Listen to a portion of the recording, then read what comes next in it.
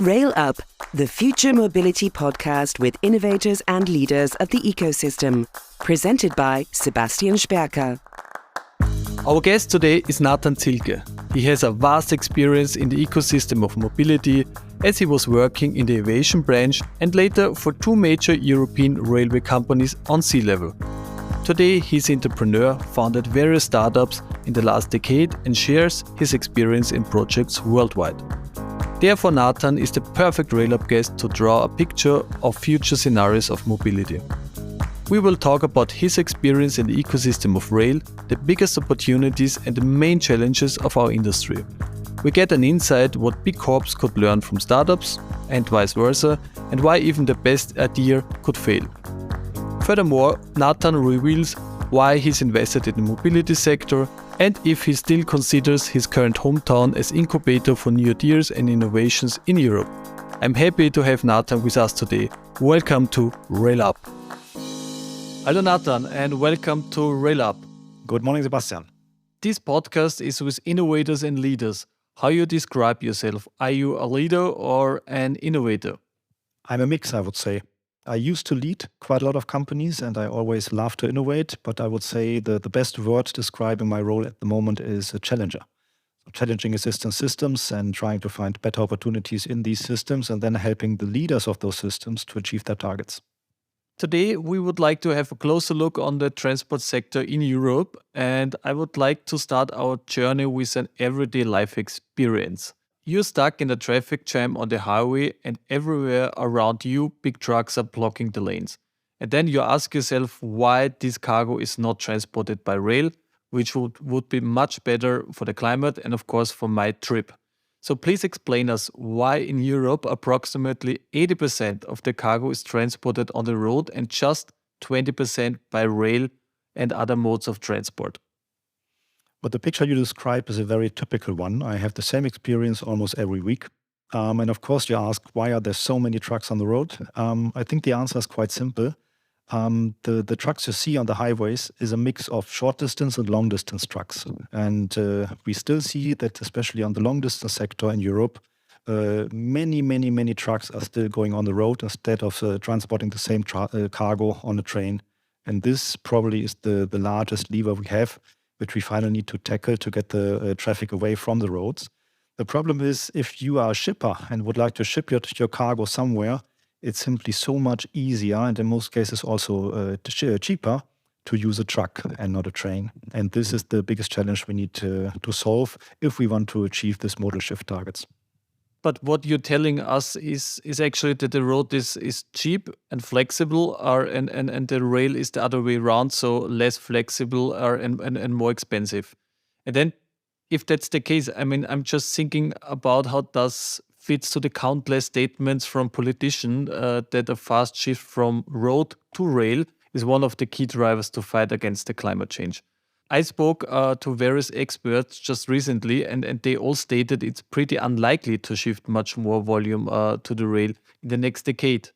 And in some countries, the modal shift is officially predicted to get even worse, like in Germany.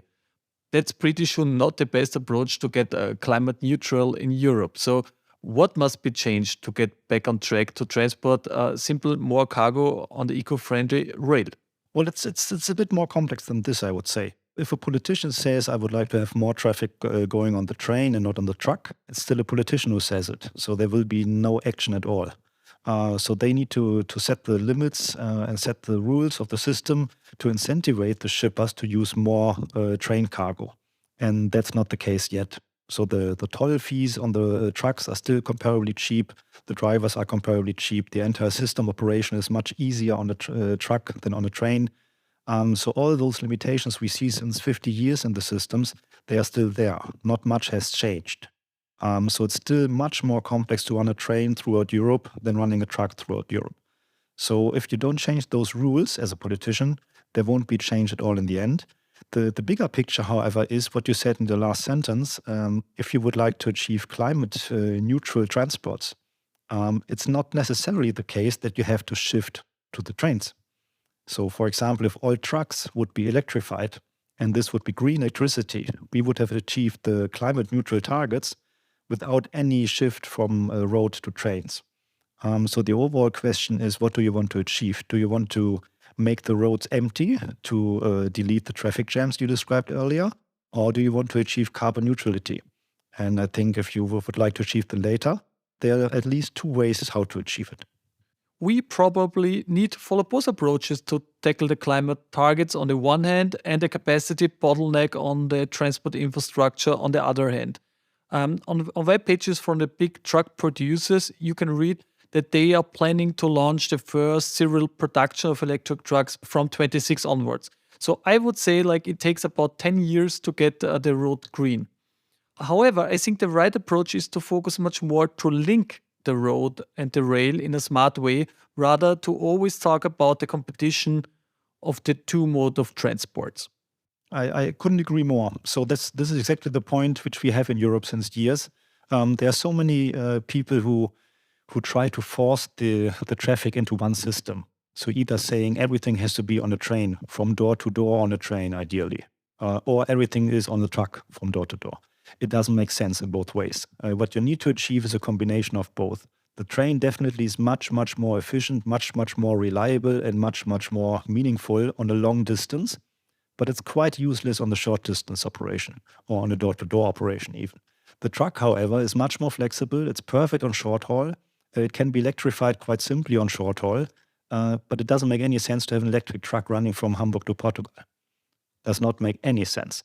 So you need to combine those two systems, and then you combine an electrified short-haul truck operation with an electrified long-haul train operation. That would be the perfect fit, which would finally achieve a modal shift, especially if you count in the kilometers transported. So, for example, ton kilometers. Then you have a definitely much higher share on trains than today. Right. But then we have to tackle the next challenge, which you described earlier, the perception of many customers that rail transport is still way more complicated than road transport. So what must be changed to enable an easy access to the rail as well? I would describe it as something I told to a bank manager earlier. The large Swiss bank, which was recently heavily in the press, by the way, I talked to him when he was in charge of modernizing their IT system. And he told me it takes years and years and probably decades to modernize the IT system. But then finally it will be great. I told him that that's good that you do it, but you shouldn't do it in a visible way. You have to do it in the background. No customer at all should be aware of your change in the IT background. You should install this very simple front end, which looks extremely new and innovative to the customer. And then you can keep your old systems and legacy problems for the next 20, 30 years and no one cares about it. But you should avoid to have the customer see those old aspects. And that's the same we need in the train system. So if you nowadays would like to have something transported on a train as a shipper, you still face systems and processes and times like 20 years back. And if you compare that to someone who is brokering, for example, truck operations, it's a big gap in between. So you need to make the train system look much easier and much less complex than today. It still can stay complex in the background because you have all these legacy systems. But you need to make sure that the customer has the impression that you are as easy as a truck. And that's not the case at the moment. Some companies are trying hard to achieve that. And there are some quite good first products and services on the market.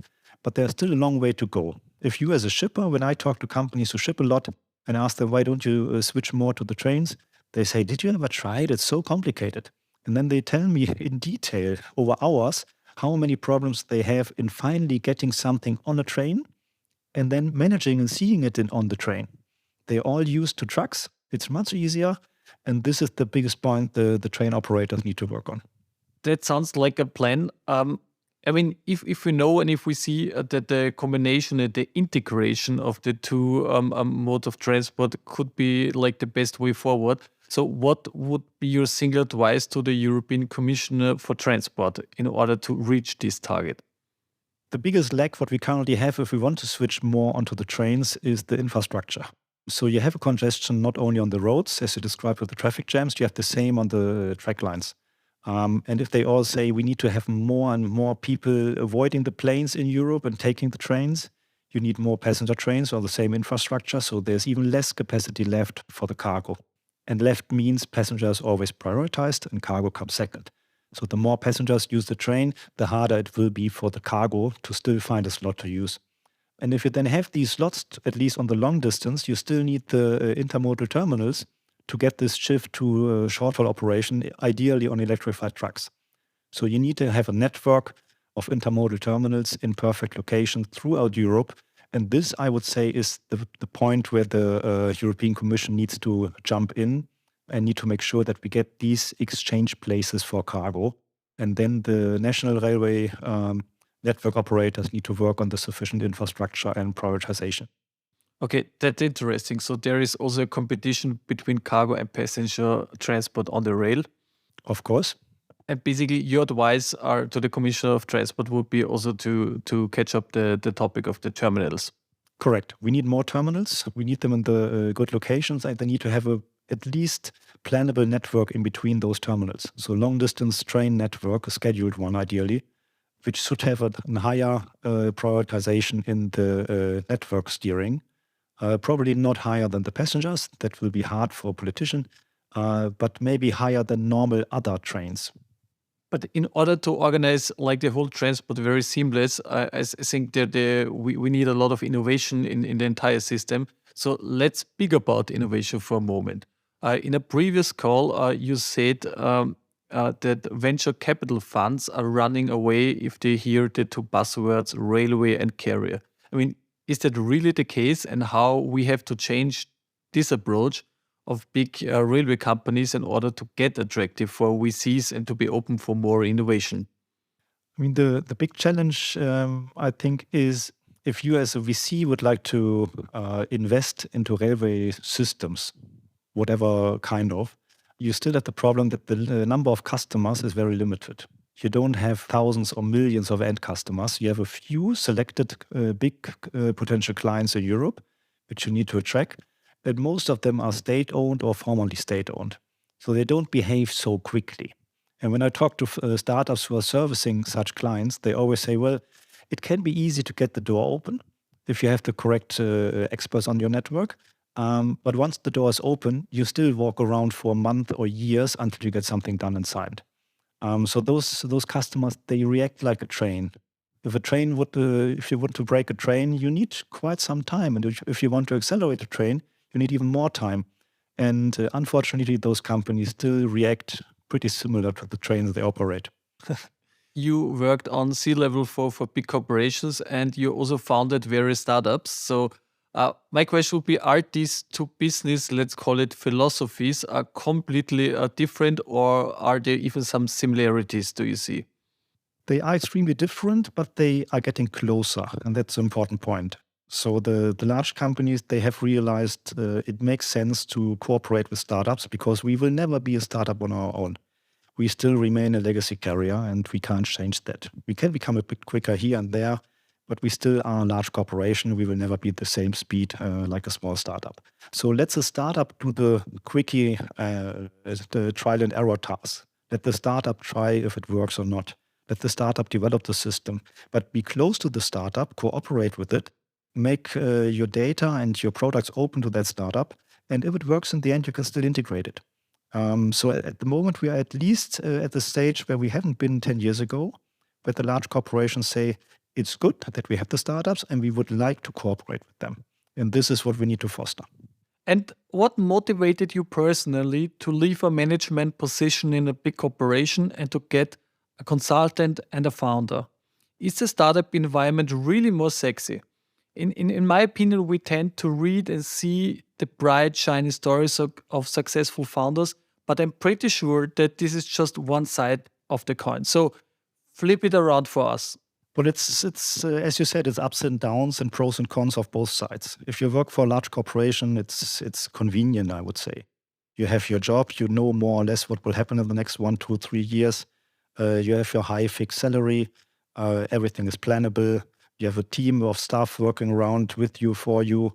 It's easy and, let's say, comparably non-challenging, I would say. As a startup, it's an extremely high risk. You can go bankrupt any day. If you don't convert that one customer, you are done.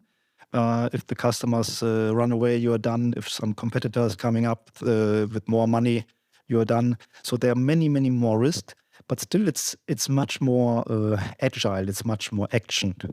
So it's at least for some time it's more interesting if you don't need to have this planability and secured financing, what you get in a large corporation. So if you get your other financing from VC, or if you have money on your own, you can try to do this. And I experienced it to be a lot of fun. And I saw both sides in the startup world. So one of the companies went bankrupt in the end, but some other companies were highly profitable and sold for 7, 8 million or 8-digit million figures.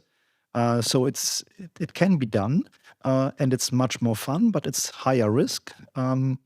So if you ask me where I see myself for the next 20 years, I wouldn't bet that I stay in the startup and entrepreneurial world. It would also be interesting to get back into a C-level position somewhere for some while. I think it's ideal to see both sides, because then you understand how all these different worlds are acting. And I had the chance, I'm lucky enough to say, in my previous career up to now, I had the chance to see the consultant world, which is a world in its own, the corporation world, and the startup world. So all those three are very different and all have their pros and cons. And it's a personal decision which one you like most. And I know quite a lot of people which say, in some phases of my life, the one aspect was more interesting, and in other phases, the other aspect was more interesting, and they changed. So I think this is something which we will see much more often in the future, because those steady careers from university to retirement in one company, we won't see that so often anymore. Okay, that sounds like that you have experience like in all these three areas, but it's also good to hear that there are pros and cons, of course, in every of these philosophies. Your current hometown is Berlin, and we know and we hear that Berlin is the startup hotspot in Europe. Do you consider Berlin still as the hotspot in Europe for startups? It's at least a hotspot for grown-ups, because we had so many startups in the last 10, 20 years here in Berlin. But I think the overall situation changed quite a lot. So there was quite a need to go to Berlin 10 years ago as a startup, because everything was here and there was not much elsewhere in Germany. So if you want to meet VCs, if you want to meet other founders, it was much easier to go to Berlin, because you had network events almost every evening somewhere here. Now you have them in all big cities, and you have a lack of resources in Berlin. So it's almost impossible to find marketing specialists, IT developers, or anyone else in Berlin. And if you find them, they are gone after 6 months because they get the next better offer somewhere. If you go to a place which is not so highly competitive, can be even somewhere in a rural area, it's much easier to found a startup there, because you find the people you need, and maybe you even have your largest customers close by, and you don't need the VCs and the other founders physically close. You can go to Berlin 1 or 2 times a year, and then you meet them. All the rest can be done virtually. So you have much more flexibility to found your startup. And I saw quite a lot of companies recently who intentionally did not go to Berlin, because they said, we simply don't like the labor market here. We want to go elsewhere where we still have a chance to find the people we need. Okay, that's a good insight. And I guess the Corona crisis even boosted this fact that... Correct. Let's get back to innovation. Like if you compare the life cycle of the assets on the road, for example, the trucks, and also on the rail, the locos and wagons, you will figure out that there is like a huge difference. So, for example, I spoke just with an expert, and they're using trucks between 4 and 5 years. And if you speak to an expert on the rail, they probably would say they're using wagons up to 30 or 40 years. So there is a huge difference in the life cycle. And if you now on top put the whole innovation speed, then it's clear that it's much more easier to integrate the new technologies in trucks rather than in the railway sector. Isn't that a huge topic for the rail or challenge? Definitely. It's even a twofold topic. So the first aspect is, most of the rail companies didn't order any significant volumes of new wagons in the last decades. They simply have them. Most of them scaled down their fleet because they had too many.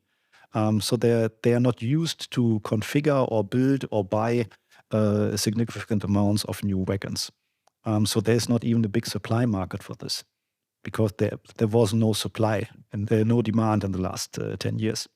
So if we now foresee that we will see more traffic going on the trains in the next 10, 20 years, there will be a demand because the wagons are simply so old you can't use them anymore. The problem is the railway assets, normally they are defined and constructed for eternity. They simply don't go broken. As you said, 30, 40 years is quite normal for a wagon. And this, in some extent, is a problem. Because if you have such a durable asset, you are not used to modernize it. Because you simply have it and you can keep it for the next 20 years without doing anything. So what the industry itself would need, from my perspective, would be a huge turnover in their fleets. Especially on the wagon side. The locomotives, they are changed every now and then. So, of course, there's some room for improvement as well, but they are, I would say, more or less okay. The wagons are completely under-attended in the last years. What you need is a completely new design, a new philosophy of railway wagons, which then would need to be built in an industrial way. In the past, more or less, they were customized. Handmade, customized items, and a very simple, rusty cargo railway wagon, which you see when you pass by, can easily exceed the cost of a new Mercedes-Benz S-Class. And it doesn't even have a power. Not a computer, no leather, nothing. It's simply metal. So this is because you man-made it by hand. But you shouldn't do it. You should break it down to standardized components, which you can produce in an industrial way, with the same manufacturing philosophy like in a car, for example. And then you need to make it modular. So you need to separate the chassis with the wheels from the box, however you call it, for the different kinds of materials which you put onto the wheels. Those should be two different things, because then you get much more flexibility. And the box on top should be designed in a way which is stackable, because you have almost 50% of the trains going empty, which is a huge loss in efficiency and a huge block of train capacity. So if you make them stackable or foldable and then stackable, you have a significant reduction potential in the empty runs, which is extremely valuable in terms of cost. And if you already are working on those new wagons, you should, of course, think about how to make them smart and electrified. At least a little bit of power and communication skills would be good. You don't need the full-fledged whatever, but some basic module components would be ideal. And then if you produce those in a high number, you can get them much, much cheaper than today. And then you get much, much better competitiveness compared to the road. Okay, so basically, simply speaking, at the moment, you have the choice rather to buy like a wagon or a Porsche or a Mercedes, what you said, but the target must be, the choice just would be rather you buy like a railway wagon or like a Golf or... Exactly. And then you multiply this by 20 or 40 wagons per train, and then you see what the potential is. You mentioned before that most of the trains are loaded just in one way and then the wagons running empty back. What about the road? Is there a similar situation or is there a higher reloading factor? You have a much, much higher utilization on the trucks, simply because you load them with the cargo, and the cargo is standardized and the loading system is standardized. So it's mostly palletized on the trucks. So you can easily make a milk run with your truck, loading and unloading different cargo from different customers in one milk run.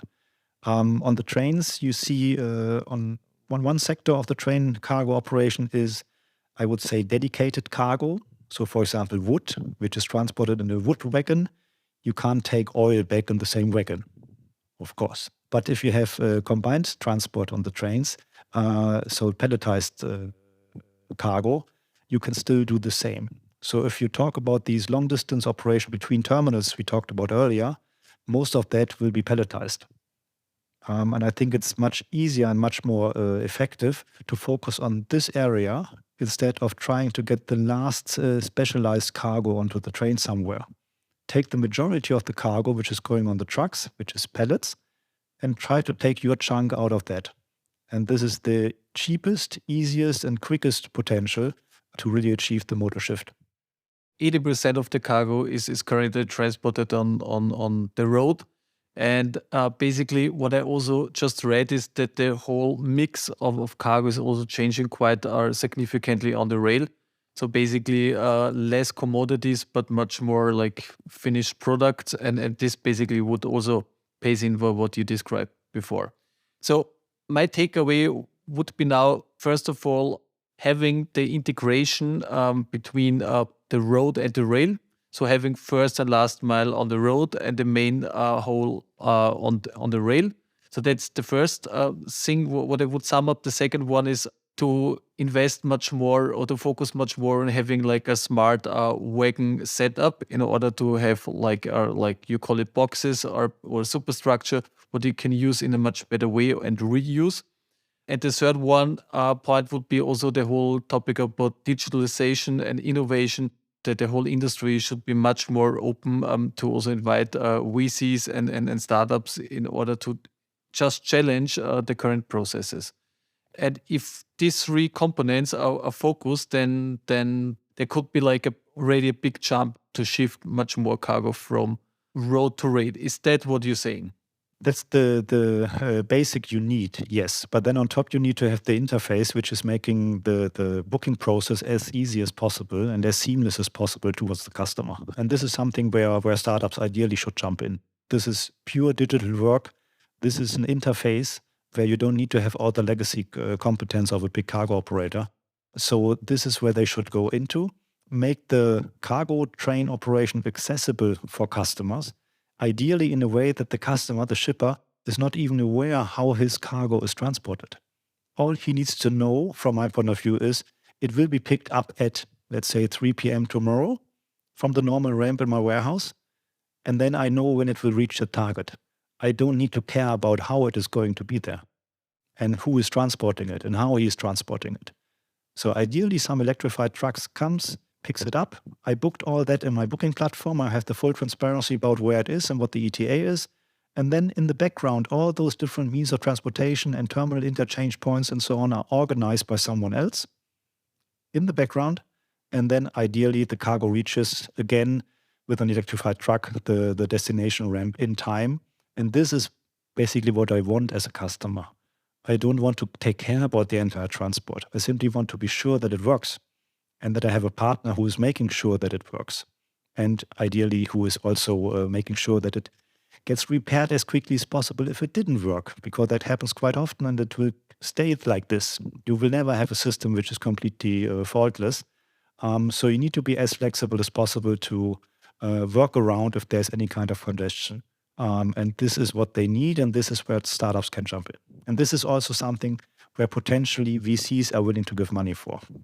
They still will say, oh, well, your customers, they are legacy operators. They are so slow. I'm a little bit scared, but you get money for this. Sounds like an opportunity. And as far as I know, you also invested in such kind of startup in transportation, right?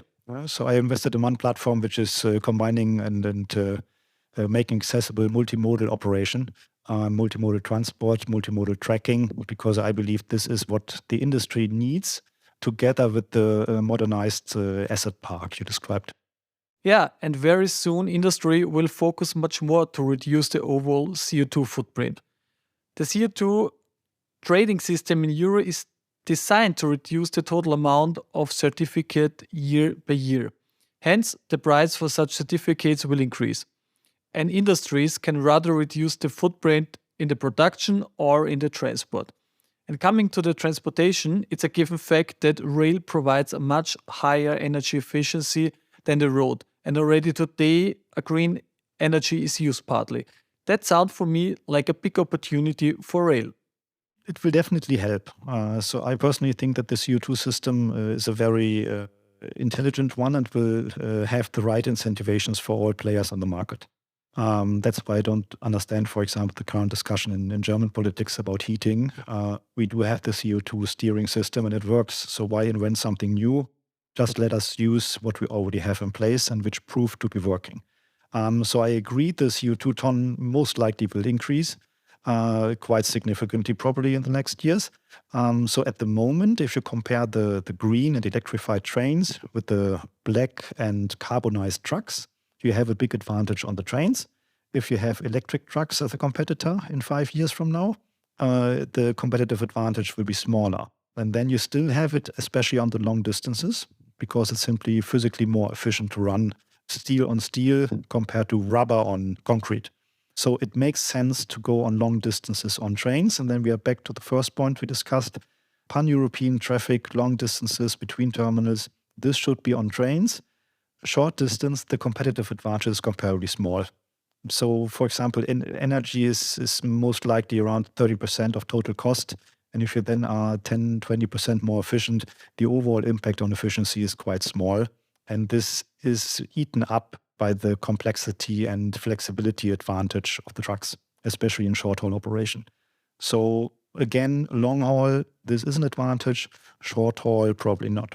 That's quite interesting because I think we just talked about the same topic from various angles, and we're coming always back to the one finding, basically organizing last and first mile via the road and the long haul via the rail, which really sounds like a plan.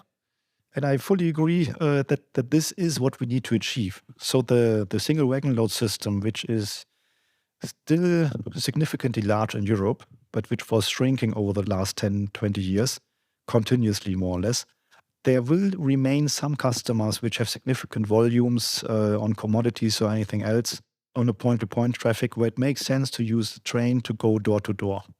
But the majority of transport as of today, and especially the majority transport in 20 years, the share of palletized cargo will be increasing and it will be extremely large. And this is the most interesting part, where to grow as a train.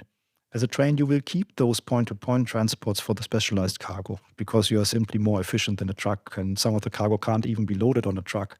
But if you want to grow and if you want to achieve modal shift, you need to tackle that what currently is transported on a simply normal truck. And if you stop any of those trucks on the traffic jam you described on the highway and open up the blanket, in most cases you will see a pallet. And this is what you need to address. So basically like even more potentials to shift to rail. Yes, and much easier because it's standardized cargo, standardized palleting, easy to have to transport and to switch. Okay, let us move to our session of quick questions. Just one sentence to the answer. What is the contribution to drive climate change? I would say it's an invest into companies who support it.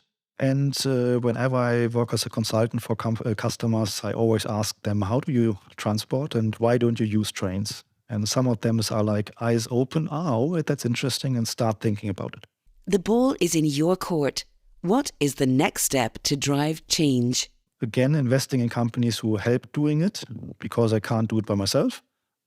So opening doors for them to be able to supply the product they dream of into the market and to sell it as quickly as possible.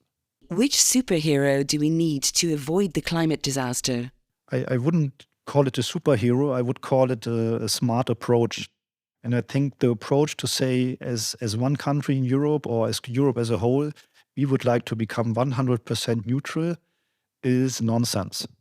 If at the same time all the other countries around and the other continents are saying, well, I don't care, or I only partly care. It's more like a global problem we are tackling, and this should have a global approach. And global approach means take the financing we have and invest it there where the impact is the largest. So I recently talked to a good friend of mine who is CEO of one of the largest German airports, and they recently...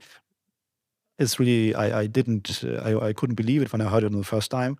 They replaced, I don't know how many thousand light bulbs, which already had been replaced earlier to come from a normal light bulb to an LED light bulb. And now they replaced them again to come to an even more efficient LED light bulb. And I asked him about the payback period of this initiative. And he said, well, it's a little bit more than 30 years. So this is complete nonsense. Simply take the same amount of money and invest it somewhere else in Africa, India, South America, wherever, and you probably have a payback in terms of finance and CO2 impact for the planet probably in half a year and not in 30 years. So this is my main message. Invest the money which we have there where the impact is the largest and not there where the politicians foster it the most.